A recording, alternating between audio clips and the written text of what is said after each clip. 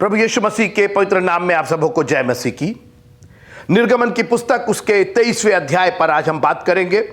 हम इस श्रृंखला को आगे बढ़ा रहे हैं और चैप्टर 23 में एक्सोडस चैप्टर 23 जो चैप्टर है इसके एक भाग पर हमने बात किया है और आज एक दूसरे भाग पर हम बात करना चाहेंगे। आज मैं कुछ ऐसी लाइनें पढ़ना चाहता हूं, यहीं से मैं शुरुआत करना चाहता हूं कि आप वाह वाह कहें, आप लाइक करें, आप सब्सक्राइब करें। हर सुबह उठ करके आपको इसी तरह के मैसेजेस फेसबुक पर और व्हाट्सएप पर आते हैं।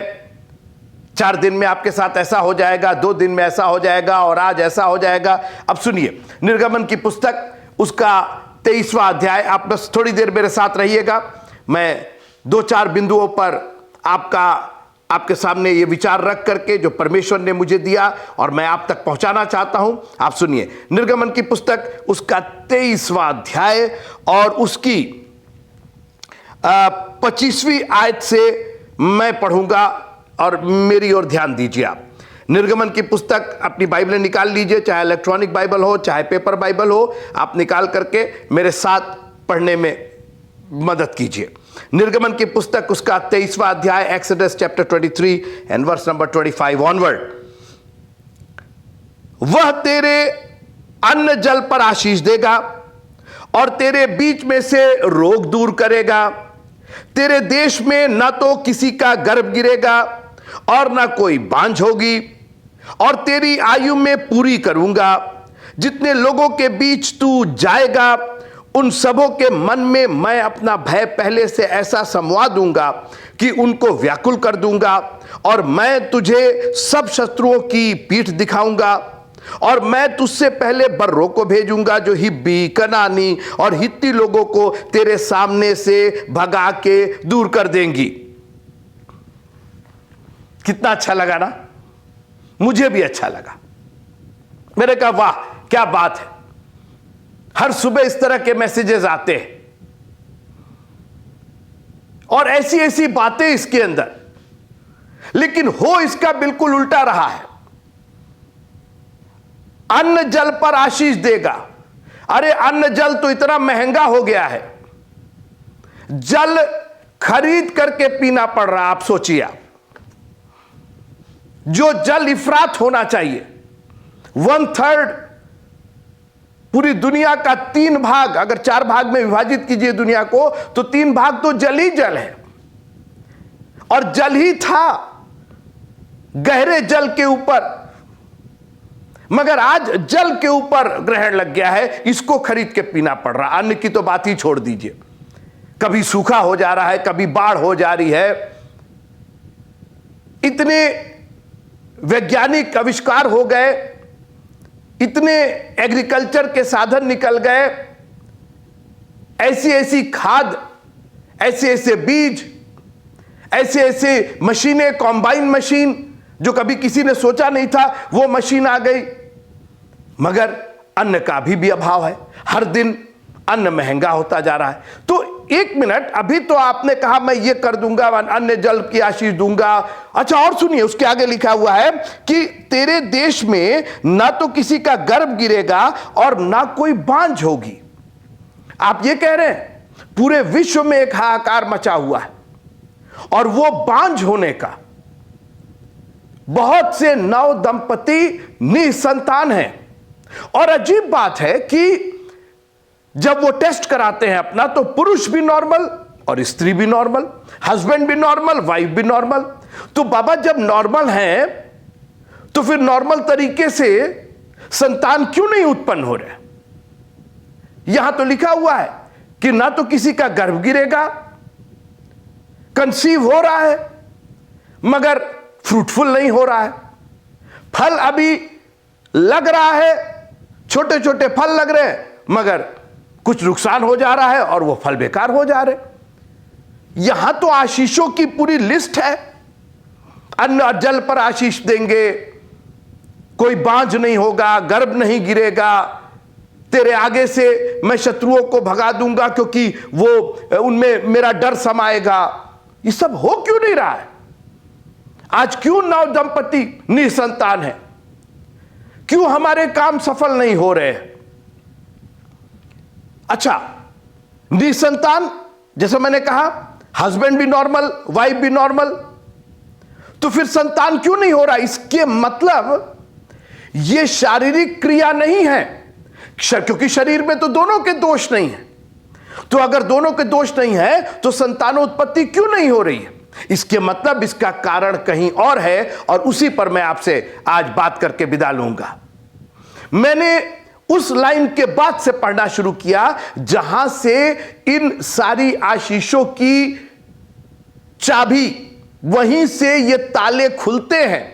अन्न जल की आशीष, बांझ ना होने की आशीष, गर्भ ना होने की, गिरने की आशीष, शत्रुओं के मन में परमेश्वर का डर समाने की आशीष, ये जो की है बगैर कीले, सब ताले पर जूझे हुए। ताला बंद है, ताले के अंदर सारी आशीषें हैं और चाबी किसी के पास नहीं है।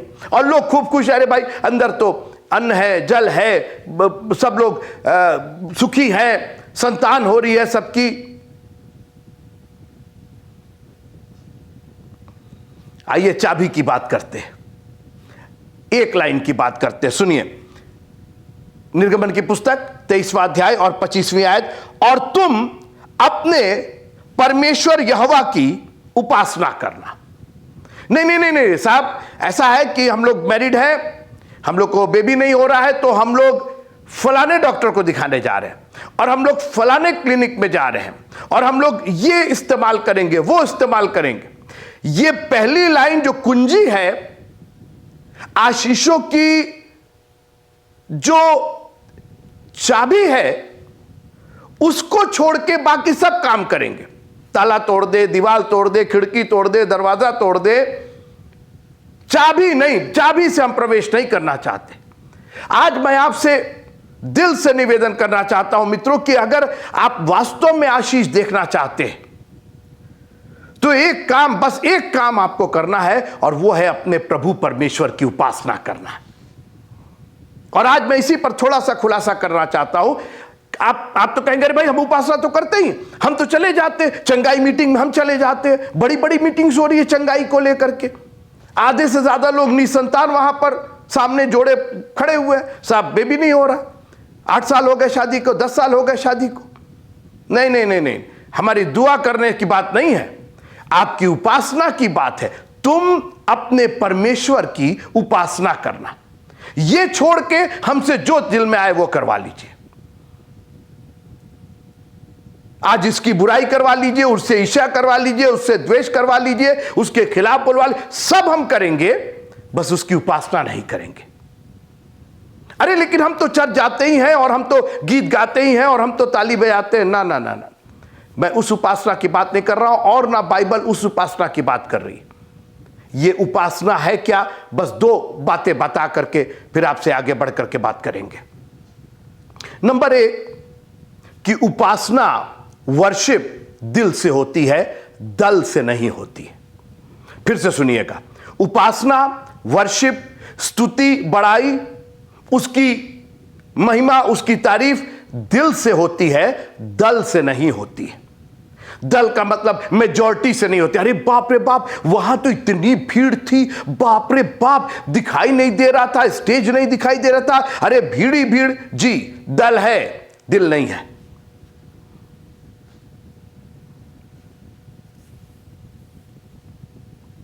उपासना नहीं हो रही है,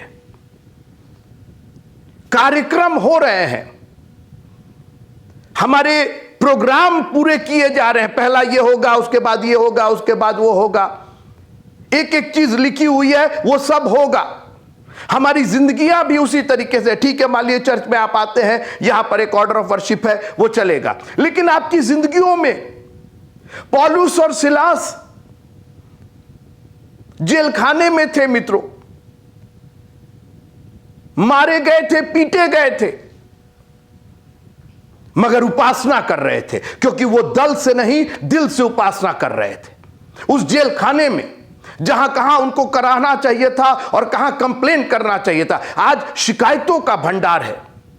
आज शिकायतों ने उपासना की जगह ले ली है। उन्होंने कहा ऐसी परिस्थिति में तो हमको प्रभु की उपासना करनी, शत्रु बहुत है मगर उपासना में कमी नहीं होगी, क्योंकि मेरी उपासना तुम्हारे लिए नहीं, मेरी उपासना उस प्रभु के लिए है और ये दिल से होती है। हमें किसी लालच की जरूरत नहीं है। उपासना हुई। दाऊद से पूछिए आप, गोलियात को जब उसने देखा तो उसने कहा यह तो उपासना करने का समय है, यह दिल से होगा, यह दल से नहीं होगा। दल तो पीछे खड़े थे, दल तो डर के मारे कांप रहे थे और छिपे हुए थे। अकेला दाऊद, अकेला। आज हमको दल चाहिए, ये मेरे साथ नहीं, वो मेरे साथ नहीं है, ये भाई लोग अपने लोग छोड़ करके चले गए। और मैं प्रभु का धन्यवाद करता हूं कि प्रभु ने मुझे भी इस परिस्थिति से एक बार इस परिस्थिति से निकाला, जब अपनों ने मुझे छोड़ दिया, जब मेरे करीबियों ने, मेरे ब्लड रिलेशंस ने हमें छोड़ दिया, मगर मैं दिल से उसकी उपासना करना चाहता था। और दाऊद पहुंच गया गोफन और पत्थर लेकर के। उसने कहा दल आएगा चाहे नहीं आएगा, दिल तो है ना उसकी उपासना करने का। मेरे परमेश्वर यहोवा का नाम ये खतना रहित व्यर्थ कैसे ले सकता है। मैं आपसे पूछना चाहता हूं, आपकी जिंदगी में आपके अन्न और जल पर आशीष है? कितनी आशीषें बढ़ी? कि देखिए, आशीष का मतलब बढ़ोतरी, घटोतरी नहीं। Have you gone better in your life? पहले आप 2 पहिए पर थे, आज 4 पहिए पर है कि नहीं है आप? और मैं ये गाड़ी घोड़े की बात तो ठीक है, वो भी एक आशीष है, लेकिन आपकी जिंदगी में एक बढ़ोतरी दिखाई देनी चाहिए। अभी तक आप हाथ पसारे हुए, दे दे बाबा, दे दे बाबा, दे दे बाबा। बरतुल्मै से पूछिए, जब उसने उपासना की, उसने कहा हे यीशु नासरी। ये उपासना थी उसकी। उपासना हमेशा ट्यून पर नहीं होती है, हमेशा किसी सारेगामा पर नहीं होती है। उपासना, मैंने कहा ना, दिल से होती है मित्रों। बरतुल्मै दिल से उपासना कर रहा था, हे यीशु नासरी। वो और भी आवाजें लगाने लगा। भीड़ ने कहा चुप हो जाओ, चुप हो जाओ। और चुप हो जाओ तो ऐसे नहीं बोला होगा, कई लोगों ने बड़े भद्दे भद्दे शब्द इस्तेमाल किए होंगे, टोन उनका बड़ा खराब होगा। क्या क्या बोले होंगे, अंधा है, भिखमंगा है, और अपने को देखो, और क्या है, बहुत कुछ कहा होगा। उसने कहा उपासना नहीं छोड़ेंगे, जो दिल में आए करना है कह सकते हो, मगर उपासना नहीं छोड़ेंगे, क्योंकि मेरी तो आशीष बढ़ने वाली है। और मित्रों, मैंने देखा है कि जब भी लोगों ने मुझे चुप कराने की कोशिश की और मैंने उपासना बढ़ा दी, मेरी आशीष बढ़ गई। और जब बरतुल्मै यीशु मसीह के पास पहुंचा, यीशु मसीह ने पूछा तुम्हारी उपासना ग्रहण हो गई है, बोलो क्या चाहते हो तुम? उसने कहा कि सर ये कि मैं देखने लगूं, मैं अपग्रेड होना चाहता हूं। अब वो हाथ फैला करके मांग नहीं रहा, एक पैसा दे दे बाबा, एक पैसा दे दे, थोड़ा इधर से दे दे। जानते हैं क्यों? क्योंकि उसकी उपासना अब उसको सेकंड लेवल पर, अपर लेवल पर ले गई थी। अब उसको दिखाई देने लगा था, अब वो बजाय मांगने के अब वो देने लगा था। आपकी उपासना में कहीं कमी तो नहीं है? अपनी उपासना को चेक कीजिए और अकेले चेक कीजिए। कितना वक्त आपने दूसरी चीजों को सजाने संवारने, दूसरे की तारीफ करने में, कभी 1 घंटा बैठ करके अकेले में, जब चर्च नहीं है, जब कोई नहीं है, जब चारों ओर हाहाकार मचा हुआ है, जब चारों ओर कोलाहल है, उस वक्त कहीं आप बैठ करके उसकी उपासना कर रहे हैं कि नहीं कर रहे हैं? अपने आप को जांचिएगा। और उपासना में दूसरी चीज, पहली चीज दिल से, दल से नहीं, और दूसरी चीज धन्यवादिता के साथ। उपासना में अगर धन्यवाद नहीं है तो फिर वो उपासना नहीं है, क्योंकि उसने आपको पहले ही इतना दे दिया है। मित्रों, बरतुल्मै अंधा था, गूंगा नहीं था। और मैं आपसे पूछना चाहता हूं, ठीक है बहुत सी कमियां आप में हो सकती हैं, लेकिन बहुत सी आशीषों से भी आप लदे हुए। आज आप ये सरमन कम से कम सुन सकते हैं, बोल सकते हैं, देख सकते हैं। अब क्या चाहिए आपको? इसके बाद भी आपका रिस्पॉन्ड नहीं है। लिखा है कि बरतुल्मै ने सुना कि यीशु वहां से जा रहा है, उसके कान भी ठीक थे और उसका गला भी ठीक था, आंखें नहीं थी उसके पास। प्रभु ने ठीक है, बहुत सी कमियां हो सकती है, लेकिन इतनी आशीषें उसने भरी है कि अगर उन आशीषों का, अगर उन तोड़ों का, अगर उन ना कमियों का आप इस्तेमाल करें तो आपकी कमी भी दूर हो जाएगी। उसके पास जो कमी नहीं थी, यानी सुनने की ताकत थी और बोलने की ताकत थी, उन दोनों चीजों का, उन दोनों तोड़ों का इस्तेमाल करके उसने तीसरा तोड़ा भी हासिल कर लिया। और आज मैं आपको चैलेंज करना चाहता हूं, कोई ना कोई तोड़ा तो आपके पास है ही है। कम से कम आप देख सकते हैं और सुन सकते हैं और बोल सकते हैं। क्या बोलेंगे आप? प्रभु तेरा धन्यवाद हो, प्रेज द लॉर्ड, प्रभु तेरे पवित्र नाम की स्तुति हो। कोई है क्या बोलेगा जो अपने हाथों को उठा के, कम से कम हाथ तो है ना आपके पास। मैं आपकी जगह होता तो मैं तो खड़े होकर के उसके एक बार तो मैं उसको धन्यवाद दे ही देता। किसी को कहने की जरूरत नहीं है। पौलुस और सिलास को कहा नहीं गया, आइए पौलुस और सिलास, आइए हम लोग प्रभु की स्तुति में ये गीत गाएंगे। जी नहीं, वो दिल से कर रहे थे और धन्यवाद के साथ कर रहे थे। एक भी शिकायत नहीं थी क्योंकि कैदी उनकी सुन रहे थे। ये कैदियों के लिए एक नायाब चीज थी। कौन है ऐसा जो जेल खाने में आकर के गा रहा है, जो परमेश्वर की स्तुति कर रहा है? यहां तो जो आता है, जेल खाना आपको मालूम है ना, अच्छी चीज नहीं होती है। जब आपके ऊपर दोषारोपण होता है, जब आपको मारा पीटा जाता है, जब आपको शारीरिक रूप से, मानसिक रूप से प्रताड़ित किया जाता है, वो है जेल खाना। और कन्फाइन कर दिया जाता है, आपको बंद कर दिया जाता है, कोई संपर्क नहीं होता है, आपके अपने दूर हो जाते, वो है जेल खाना। कैदी आज सुन रहे थे कि ये दो कैदी कौन आए हैं, ये हैं कौन, ये कैदी हैं या स्वतंत्र हैं? ये तो जेल खाने में भी रह करके हमसे ज्यादा स्वतंत्र हैं। कौन गाता है ऐसी हालत में, जब सर से लेकर के पांव तक पीटा गया था, कोड़े मारे गए थे, ऐसी हालत में ये कर क्या रहे हैं? जानते क्या कर रहे हैं? ये परमेश्वर की उपासना कर रहे हैं, क्योंकि इनके अन्न और इनके जल दोनों पर आशीष है।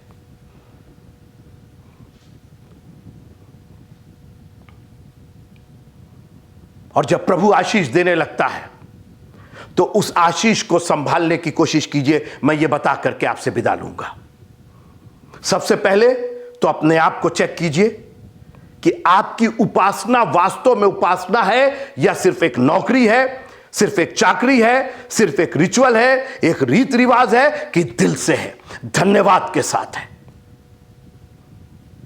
और यीशु मसीह ने खुद हमें सिखाया धन्यवाद। लिखा है कि उसने रोटी ली, तोड़ी और धन्यवाद करके।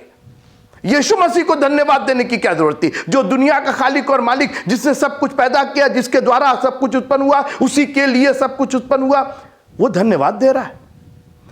उसने पूछा कि 9 कहां गए? एक आया धन्यवाद देने के लिए, 9 कहां गए? आज धन्यवाद रूपी प्रार्थना, धन्यवाद रूपी उपासना हमारे बीच से खत्म होती जा रही है।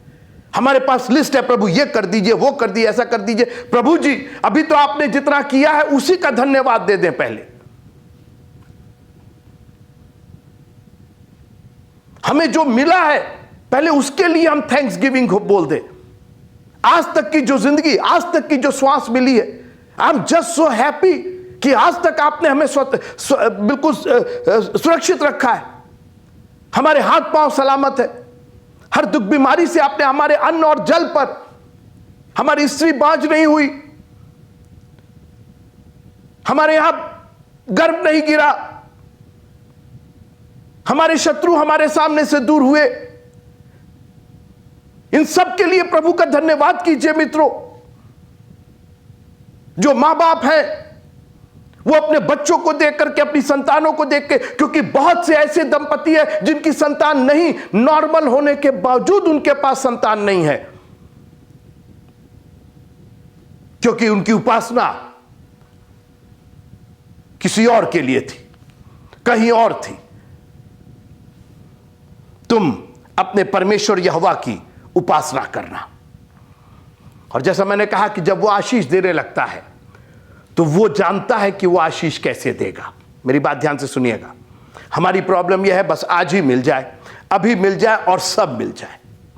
मेरा बेबी पैदा नहीं हुआ, उसको एमए की डिग्री दे दीजिए।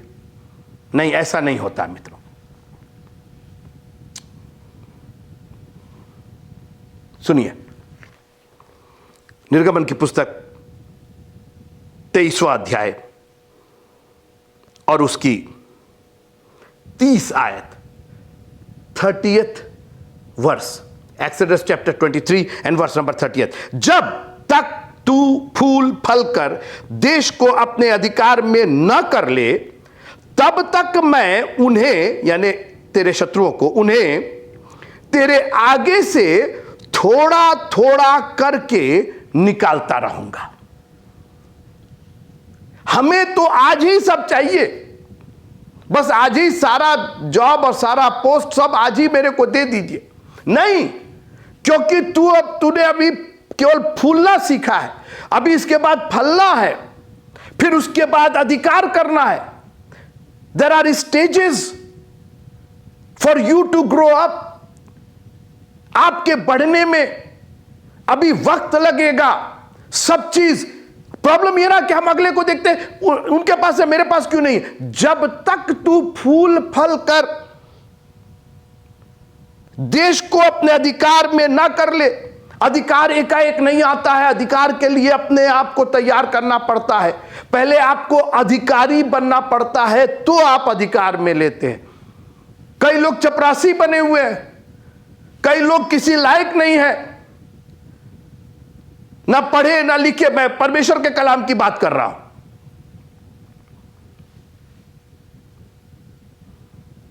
आपको मालूम है, जब दाऊद गोलियात को उसने गोफन से मारा और गोलियात गिर गया, तो लिखा है कि दाऊद दौड़ करके उसी की तलवार से उसके गर्दन को काट दिया। और मैं सोचने लगा, दाऊद को तलवार चलाना कब आता? मित्रों, एक मिनट, तलवार चलाना सीखना पड़ता है, नहीं तो आप अपने ही गर्दन पहले काट लीजिएगा। तलवार आप मामूली मत समझिए, और वो भी गोलियात की तलवार, पता नहीं कितने फीट लंबी होगी। और दाऊद जैसा, जिसके मुख से लड़कपन झलकता था, उसने अधिकार जताना सीखा था मित्रों। और जब वो गोलियात के सामने गया तो उसने अपना अधिकार जताया, बोला मैं परमेश्वर यहोवा के नाम से आता हूं। जब तक तू फूल फल कर उस देश को अपने अधिकार में ना ले ले, तब तक तेरे शत्रु एकाएक नहीं, थोड़ा थोड़ा करके निकलेंगे। प्रभु तेरा धन्यवाद हो, तू हमारी कमियों को जानता है। तू जानता है कि एकाएक अगर अधिकार मिल जाए, एकाएक अगर वो शत्रु हमारे देश से चले जाए, आगे सुनिए, उसकी वजह यह है, मैं उनको तेरे आगे से एक ही वर्ष में तो निकाल दूंगा। ऐसा ना हो कि देश उजाड़ हो जाए और बनेले पशु बढ़कर तुझे दुख देने लगे। यह है कारण, क्योंकि तुझे अभी कंट्रोल करना नहीं आता है। अभी तू घमंडी हो जाएगा, अभी तू फूल फल जाएगा, अभी तू अधिकार को किस तरीके से नम्र और दीन हो करके किस तरीके से उसका इस्तेमाल किया जाए, कहां पर धीमा होना है, कहां पर सख्त होना है, कहां पर किससे बात करना है, अभी तुझे नहीं मालूम। लेकिन धीरे धीरे तू जब इसमें परिपक्व हो जाएगा, मैं उसी तरीके से तेरे दुश्मनों को तेरे सामने निकालता रहूंगा। और आज ये एक बहुत बड़ा खुलासा है मित्रों। मैंने भी जब इसका अध्ययन किया, मैंने कहा प्रभु तेरा धन्यवाद हो, आप कितना सोचते हैं हमारे लिए। कहीं बनेले पशु बढ़ करके कहीं वो देश उजाड़ ना हो जाए, वो बनेले पशु तुझे फाड़ देंगे, खा जाएंगे, तुझे कुछ आता नहीं है, उन दुश्मनों को रहने दो। और कई बार प्रभु कई दुश्मनों को हमारे जीवन में रहने देता है। पौलुस ने कहा एक कांटा है, परमेश्वर ने कहा मैं दूर नहीं करूंगा, मेरा अनुग्रह काफी है। उसी अनुग्रह से तुम फूलोगे, फलोगे और अपने अधिकार में लेना सीखोगे। दुआ कीजिए कि प्रभु आपको अनुग्रह पर अनुग्रह प्रदान करे, ताकि आप हर दिन फूलते जाए, फलते जाए और अधिकार में लेना सीखे। इस परमेश्वर के कलाम को अपने दिल और दिमाग में बसने दीजिएगा मित्रों। यह परमेश्वर का कलाम आपको अधिकार लेना सिखाएगा, आपको वो तलवार अपने हाथ में लेकर के शत्रुओं का नाश करना सिखाएगा। यह आपके पांव के लिए दीपक, ज्ञान के ना होने से मेरी प्रजा नाश हो रही। जब आप परमेश्वर के वचन का ज्ञान हासिल कर लेंगे तो आपको मालूम हो जाएगा अधिकार कैसे चलाया जाए, एडमिनिस्ट्रेशन कैसे किया जाए, देश कैसे चलाया जाए। मित्रों, जो कहते बड़े बड़े लोग जो देश चलाते हैं, खासकर जो अधिकारी होते हैं, IAS PCS, जो बड़े बड़े ओहदों पर होते हैं, वो पढ़ लिख करके आते क्योंकि उनको मालूम है कैसे चलाया जाए, एडमिनिस्ट्रेशन कैसे किया जाए, कानून का पालन लोगों से कैसे करवाया जाए।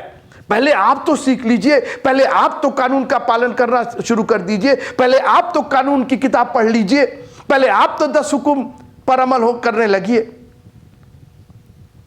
आपकी परिस्थितियां आपकी गुलाम बन जाएंगी। कई बार प्रभु हमारी परिस्थितियों को रहने देता है। योना 3 दिन तक एक परिस्थिति में था और उसके बाद परमेश्वर ने उसको सिखाया कि वहां पर अधिकार कैसे लिया जाता है। उसने प्रार्थना की। कई बार यह अधिकार प्रार्थना के जरिए हमारे जीवन में आता है। मित्रों, उसकी उपासना कीजिए और यह उपासना आपकी दिल से धन्यवाद के साथ होगी। आशीषें ही आशीषें होंगी। और अगर आपके शत्रु आपके जीवन में मौजूद हैं, घबराइए नहीं, डरिए नहीं। परमेश्वर निगहबानी कर रहा है। और इसीलिए दाऊद ने कहा, चाहे मैं घोर अंधकार से भरी हुई तराई में होकर चलूं, प्रभु जी इस तराई की जरूरत ही क्या, हटाइए इस तराई को, भर दीजिए अपनी रोशनी से ना। अंधकार भी है, घोर भी है, तराई भी है, और मैं चल भी रहा हूं। मैं हानि से ना डरूंगा क्योंकि तू मेरे साथ है। इस देश में, इस देश के निवासी शत्रु है प्रभु जी, ये क्यों नहीं निकाले जा रहे, क्यों नहीं हटाए जा रहे? घबराओ नहीं, एक दिन हटाए जाएंगे। धैर्य रखना सीखो, धीरज रखना सीखो, फूलना फलना और अधिकार में लेना सीखो। अधिकारी बनने की ट्रेनिंग लो, ज्ञान हासिल करो, बाइबल पर थोड़ा ध्यान दो, इस पर मनन करो, इसको अपने हृदय में बसा लो। सारी आशीषें हमारी होंगी और सबसे बड़ी आशीष वो आएगा और हमको लेकर के जाएगा। प्रभु आप सबको बहुत बहुत आशीष दे और आपको उसके डर और भय में अपनी उपासना करवाए। दिल से उसकी उपासना कीजिए, दल से नहीं, और धन्यवाद के साथ उसकी उपासना कीजिए। जय मसीह की।